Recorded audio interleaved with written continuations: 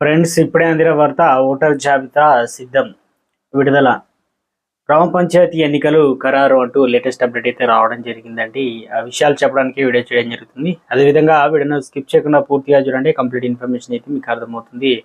ఇంకా ఎవరైనా సరే మన ఛానల్ సబ్స్క్రైబ్ చేయకుండా చూస్తున్నారు కానీ సబ్స్క్రైబ్ చేసుకోవడం మర్చిపోతున్నారని దయచేసి మన ఛానల్ సబ్స్క్రైబ్ చేసుకుని బెల్ బటన్ యాక్టివేట్ చేసుకోండి. ప్రభుత్వం నుంచి వచ్చే లేటెస్ట్ అప్డేట్ అన్ని కూడా అందరికంటే ముందుగానే అందించడం జరుగుతుంది. అది లైక్ చేయడం మర్చిపోతున్నారు. దయచేసి లైక్ చేయండి.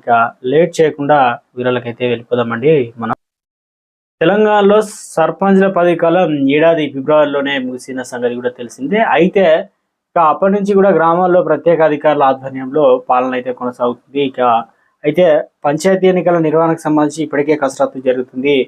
రాష్ట్ర ప్రభుత్వం పంచాయతీ ఎన్నికలకు సంబంధించి సర్పంచ్, వార్డు సభ్యుల పదవులకు రిజర్వేషన్ల విషయంలో ఇప్పటి వరకు ఎటువంటి స్పష్టత అయితే ఇవ్వలేదు. దీంతో పంచాయతీ ఎన్నికల నిర్వహణ మరింత ఆలస్యం అయ్యే సూచనలు కనిపిస్తున్నాయి. అయితే ఎన్నికల సంఘం మాత్రం ఓటర్ల జాబితాను కూడా సిద్ధం చేస్తుంది. అసెంబ్లీ ఎన్నికల్లో నమోదు అయ్యి ఓటర్ల జాబితా ప్రకారం పంచాయతీ పరిధిలో వార్డుల వారీగా ఓటర్ల జాబితాను అయితే రూపొందించింది.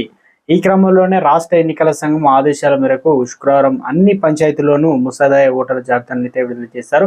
ఎవరెవరు ఓటర్లు ఉన్నారు, ఏంది లిస్ట్ మొత్తం అనేది ముందుగా నిర్ణయించిన షెడ్యూల్ ప్రకారం సెప్టెంబర్ 6న పంచాయతీ వార్డుల వారీగా ముసాదాయ ఓటర్ల జాబితాను అయితే విడుదల చేసిందనమాట.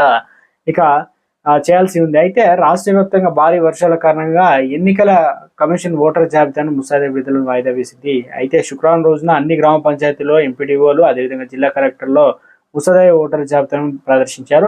ఓటర్ల ముసాదా జాబితా పైన ఈ నెల 14 నుంచి 21 వరకు అభ్యంతరాలను స్వీకరించినట్లు రాష్ట్ర ఎన్నికల సంఘం తెలిపింది. అనంతరం తప్పులుంటే సరిదిద్ది ఈ నెల 28న తుది జాబితా అయితే విడుదల చేయనట్లు పేర్కొందనమాట. సో మొత్తానికి ఓటర్లు ఎంతమంది ఉన్నారు ఏందనేది ఫైనల్ గా రాష్ట్ర ప్రభుత్వం అంటే కేంద్రం నుంచి పూర్తి స్థాయిలో కూడా రాష్ట్ర ఎన్నికల సంఘం ఇప్పటికే అదైతే ఓటర్ లిస్ట్ అయితే ఎంతమంది ఉన్నారు, ఎంతమంది మరణించారు, మీకు ఓటర్ ఉందా లేదా అని మొత్తం వెరిఫై చేసి లిస్ట్ అయితే ఇచ్చారనమాట.